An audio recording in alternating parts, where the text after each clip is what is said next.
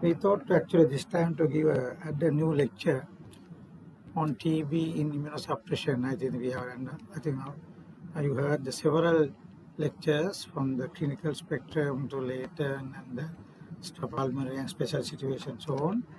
Now actually we will talk about, because this is a common practical problem almost all the respiratory physicians are facing as well as the clinicians. So I thought to do this tuberculosis immunosuppression. I did similar lecture nearly 15 years before or something like in Colombo CCP. So I thought to give a new lecture on this topic. Now you may be tired, no, more than you, I am tired. Okay, right. Anyway, so there's like a lot of new information about the global situation. As you know, the few years before when I did the TB lecture, these statistics are changed. Now, I think about roughly about the 10 million TB cases annually, according to WHO 2024, roughly about 10 million cases. Earlier it was 8 million when you're teaching. And 1.3 million deaths among HIV negative individual and 160,000 deaths among HIV. Earlier we talk about 1 to 1.5, it's almost 1.3 million. And 8% of TB cases occur in immunocompromised. So it's a quite bigger number. 8% means not a simple number out of total world population of the TB. So 8% are occurring in immunocompromised individuals, including HIV, TB, malnutrition, etc.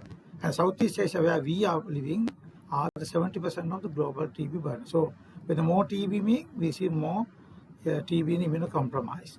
When you talk about the mortality, the TB is a leading cause of death from the single infection. As you all know, TB accounts for 25% death in the HIV patients.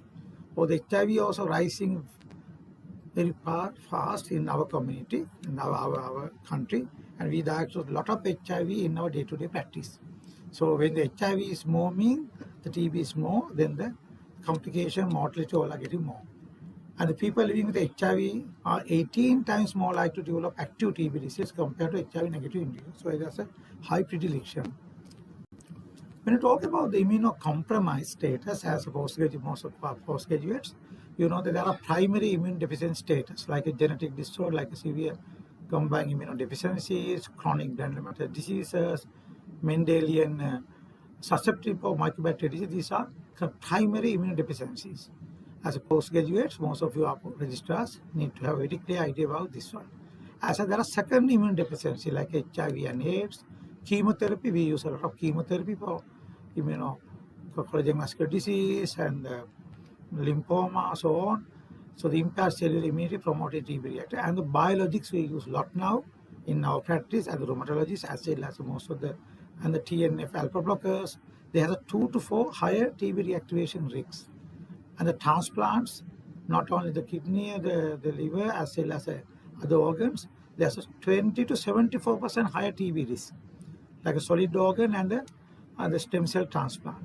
And others like a diabetes, CKD, we had doing the explained earlier, malnutrition, all are part of the immunosuppression.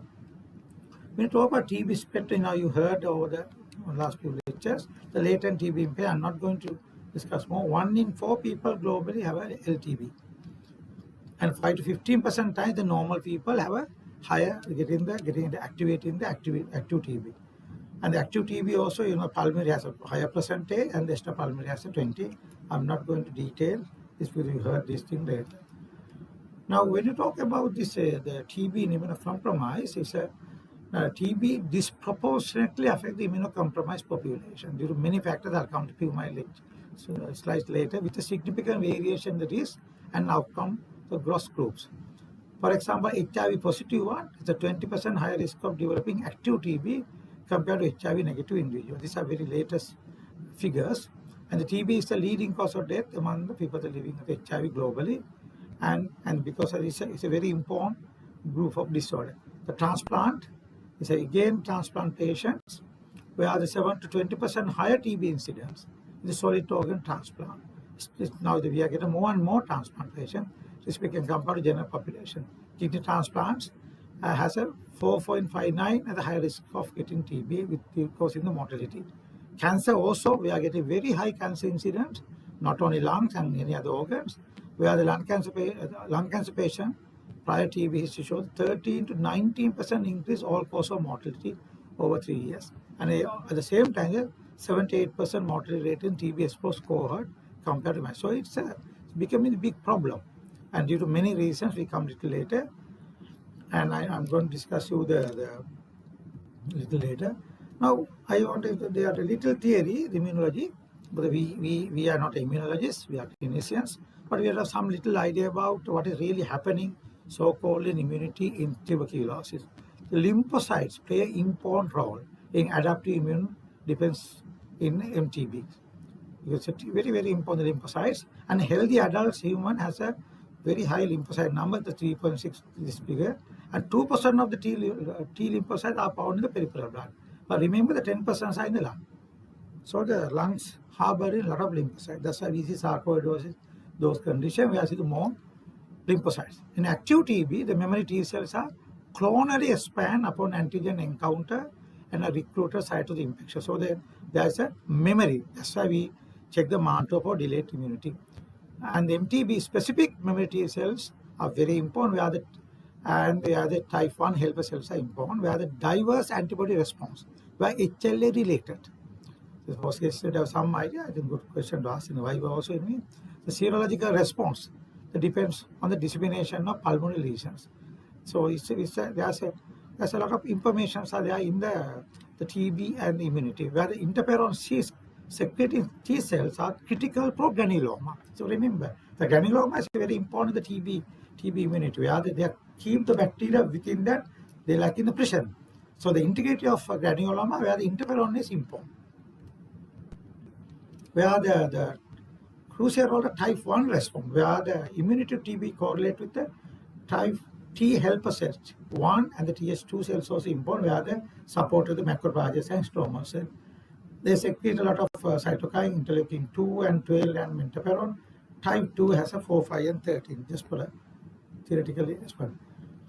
Type 2 response are really weak type 2 response to the standard shared microbacteria is strikingly more susceptible for TB.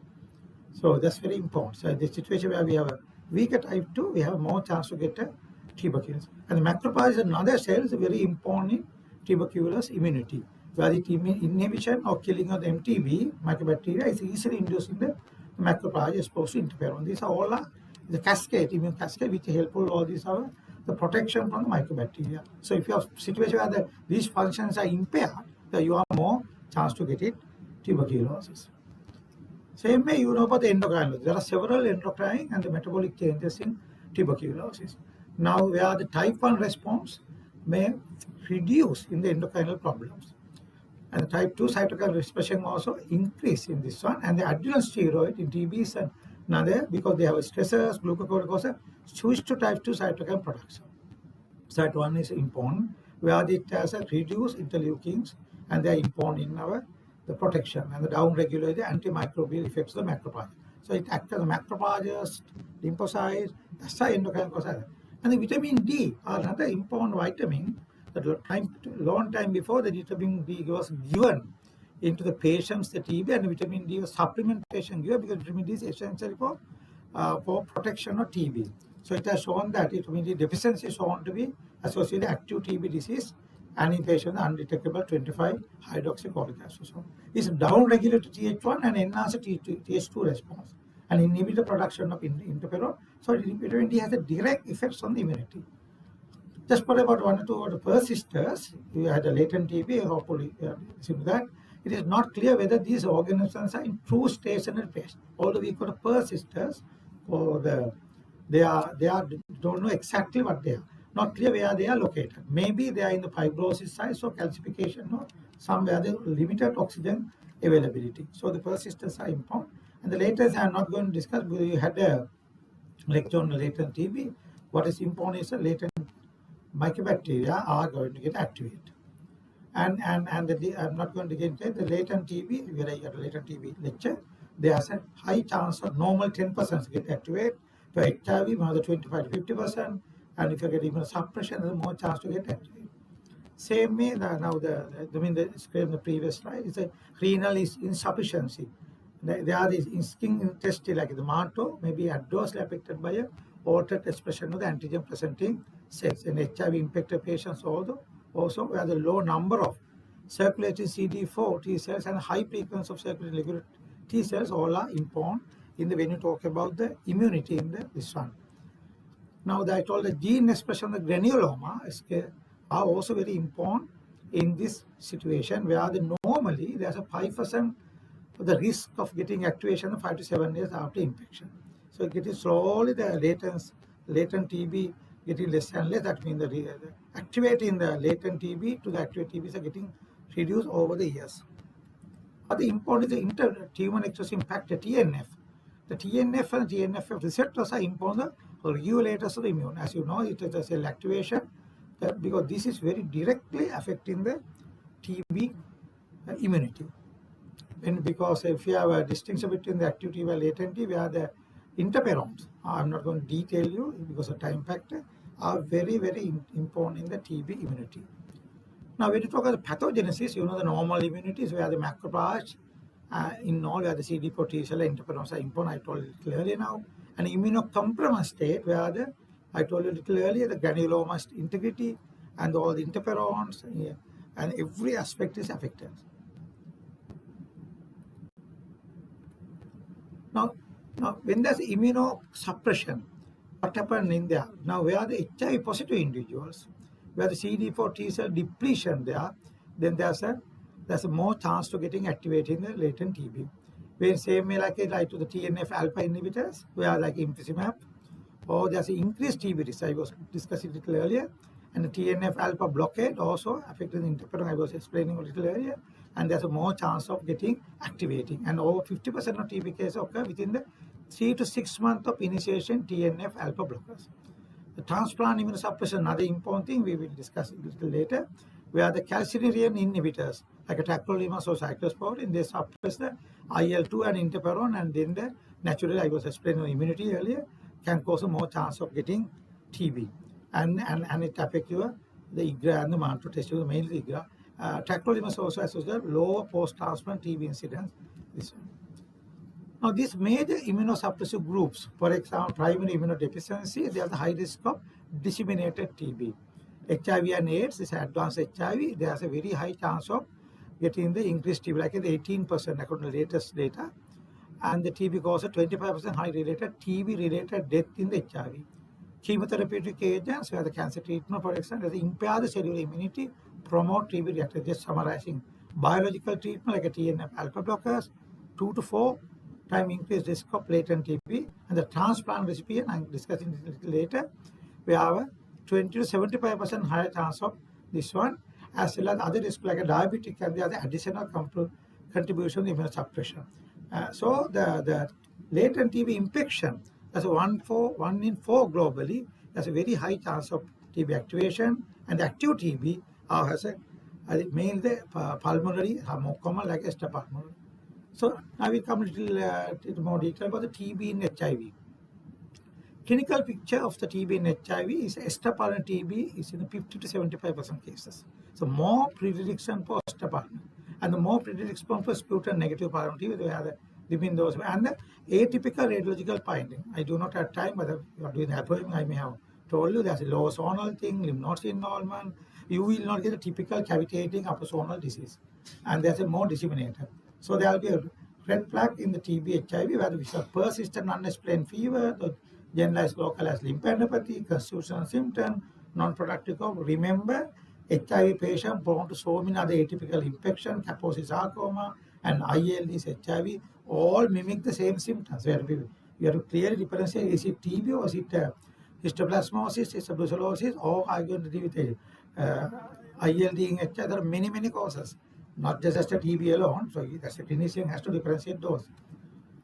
When you have HIV, now this is on my very old slide, there's like in sub-Saharan Africa, there's a 70% of patients with smear positive had a TB HIV combination. There are HIV promote progression of active TB, and HIV has a powerful non-risk factor. So when the HIV TB co-infection are more dangerous than the one alone. Now, how HIV changes to clinical cause of TB? Because HIV alters the clinical cause where the immunosuppression, the increased number of smear negative cases, and high fatality rate. early HIV disease, you will have a same typical normal TB pattern. So symptoms and signs are similar to the non-HIV patient. Like a typical TB pattern, you heard all the presentation in the previous lectures. Typical presentation. Late one, you have I told you a little early previous slide, more extrapulmonary involvement, and even a pulmonary TB, it has a quite atypical percentage, which I was explaining. And because of the TB HIV co-infection has a lot of problem because of drug interaction, more cytotoxicity, and other complications. Now, where the Dumindo was mentioning, the rifampicin, it has several effects on antiretroviral drug. For example, protease inhibitor, they reduce this the drugs. I'm not giving the one by one. They change the drug metabolism. So because of that, you are very carefully when you give both TB and HIV treatment, you have to be careful find the suitable drug regime. Now, when there's a TB HIV co-infection management, now the CD4 CD4 counts are very important. If it's less than 50 cells per microliter, then you have to we start anti-TB treatment first and then give antiretroviral to prevent the immune reconstruction syndrome. Where the less than 50, you can start after 2 weeks of anti-TB drugs. For more than 50, you can start 2 to 8 weeks of after ATT and then the antiretroviral treatment. Because of the high-risk immune reconstruction syndrome you have heard about, and you may give a short-term corticosteroid in that situation.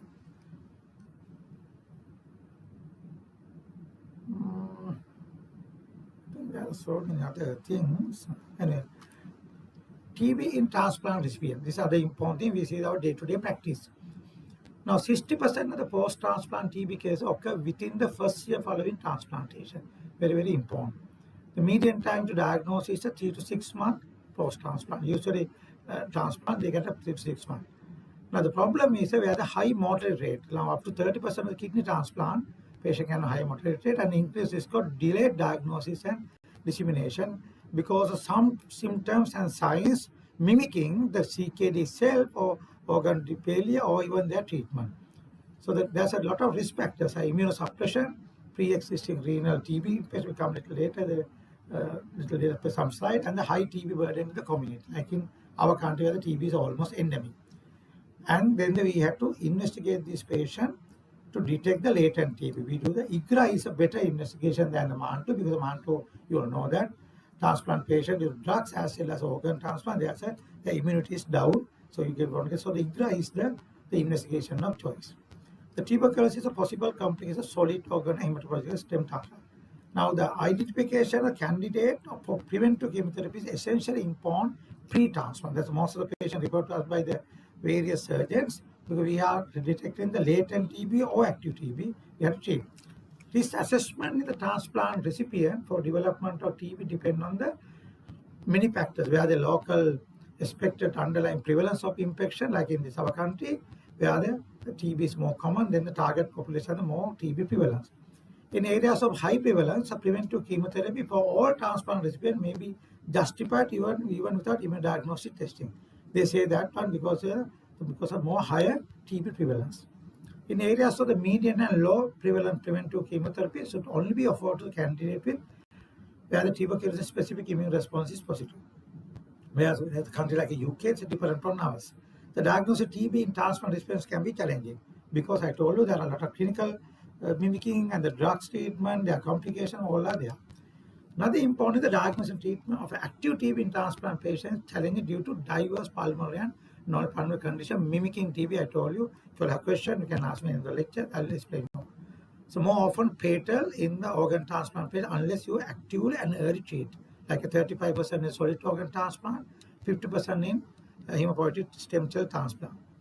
Treatment-related adverse drug events and drug interactions are very important because like the tacrolimus, all are important. The overall precursor TB in transplant population has been estimated to be roughly between 20 to 75%. It's a very higher percentage. And the areas the low endemicity of a TB where the prevalent among solid organ transplant is 0.5 to 6.4 compared to the endemic like a 15.2. This diagram is very important. I think that usually the registers I usually take that. This is a situation where you have pre-transplant and post-transplant. You are having the patient as you have a living donor. Okay, living donor is healthy, no problem. So Recipient also healthy, donor also healthy, no big issue. And the patient, the recipient has, say about latent TB, donor is healthy. When they, after transplant, then they expose to immunosuppression, definitely they have an endogenous activation of the latent TB after transplant because of the immunosuppressive medication. The third situation, that your patient is, the recipient is a healthy, donor, organ donor having a latent in the particular organ, for the kidney. So when that is impacted organ receive the recipient after giving the immunosuppression, that will be activated and causing disease. The next situation means the latent infection and the tuberculosis, they can activate after you get immunosuppression, because remember that when even however you are healthy or your recipient and the donor is healthy, because you are immunosuppression, you have a high chance of getting TB due to high endemicity in the country after you immunosuppress. The rates and risk of TB transplant recipient are highly dependent upon the the TB in the recipient and donor, which I explained to you all now. Organ transplant were the higher in lung transplant recipient because the lung has a harboring more TB cases. The type and intensity of recipient screening TB. The use of prior current to anti-TB drug intake previously, that means they are past history of TB. They may be having some occult infection which is undetected. The rate of TB in transplant recipient highly linked to endemicity. I told you, for more endemic country, more chance to get it, like in ours. Other factors that may affect the incidence of TB, because of the medication you use, the immunosuppressive states, the primary disease of the transplant, and having the commonly associated like diabetes or chronic liver disease, all are associated most of the transplant patients. Now, the majority occur during the first 6 months of the post-transplant, very important. But renal patient occur a little late. The history of positive TST or radiographic evidence of past TB are very important, where I have to treat them. Usually they get a 51% pulmonary and the 16% EPTB, unless 33% they have disseminated TB this way. Symptoms are, I told you, they can have typical symptoms, they present atypically. Chest X-ray very important, where the mean and even you can get atypical chest X-ray findings, infiltration, no cavitation, nothing. They have very high mortality if you don't diagnose it. So the prevention of TB in the transplant recipient, the most effective pre-transplant screening. Detect the latent TB, treat it actively by a standard treatment. You had a presentation, and you are very close alert. And with atypical presentation, all the atypical symptoms, atypical features of chest X-ray, you have to do vigilant about the TB. Do the appropriate invest like a bronchoscopy ball and even a guided biopsy. CT is really helpful because it can diagnose the minute changes, particularly in the pediatric age group, even more than better than the chest X-ray. Chemotherapy has to be given. Length of you had a latent TB lecture, so I'm not going to detail.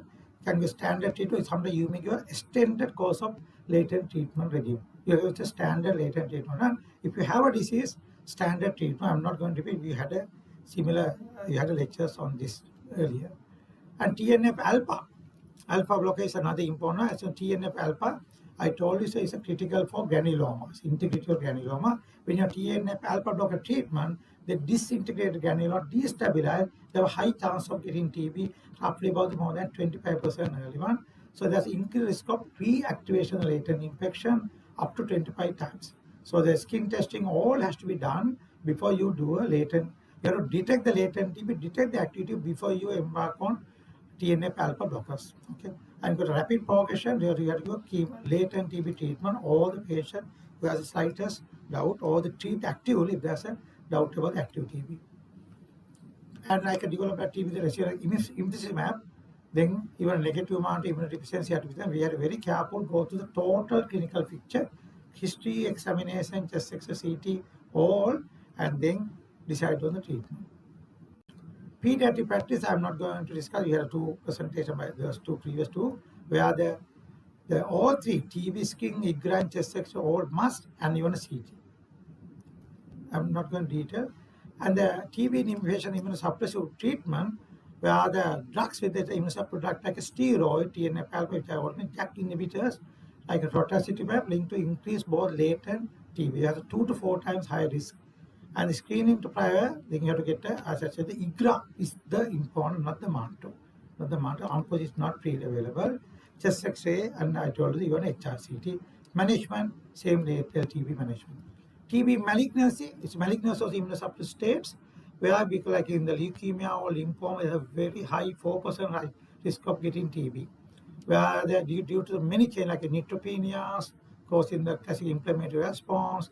They have symptom overlaps. Very, very important. If you have to clinically vigilant, because the malignant symptoms are mimicking TB, you may misdiagnose. You have to get a late diagnosis. So, have a high index of suspicion. You have advanced diagnosis investigation, CT, bronchoscopy, guided biopsy, BAL, and so on. Use a gene expert, and even if a doubt, start empirical treatment, because detrimental if a delayed treatment. And the clinical manifestation, they can have a typical presenter like a TB, depending on how bad immunity, but more common on the atypical, I was discussing over the side. Like I told you, atypical presentation, atypical chest X-ray changes, but they are mimickers. There's many other diseases can mimic. So there's a more high chance of extrapulmonary, more high chance of disseminated TB. And extrapulmonary TB is common in immunosuppressive status, where the lymph node, during the lecture earlier, pleural abdomen, be alert, diagnosis. And the key diagnosis include, I told the lymph node pain, chronic meningitis, diffusion. This you had a similar, you had a lecture on extrapulmonary TB little earlier, so I'm not going to discuss that detail. So remember the extrapulmonary TB, where it could be associated with particularly HIV. Disseminated TB is other thing, can occur in a higher percentage of disseminated TB immunosuppression, but they present like a different symptom, like a lethargy, bone marrow suppression, may become like a biochemical abnormality like so-called SIADA, so on. Be alert. This may be immunosuppression causing the disseminated TB. So do the blood culture, bone marrow aspiration for gene expert. Do all the investigation if you are slightest doubt. Because diagnosis can be get by those specific investigation like bone marrow. So the TSA IGRA, I told you the skin test can be negative. The IGRA is the most important, where the higher chance of getting negative test. And that's I always telling you several times now. Alternative investigation, investigation. This restrict like in the bronchoscopy, BAL, and rapid testing, transbronchial biopsies are mandatory in this situation.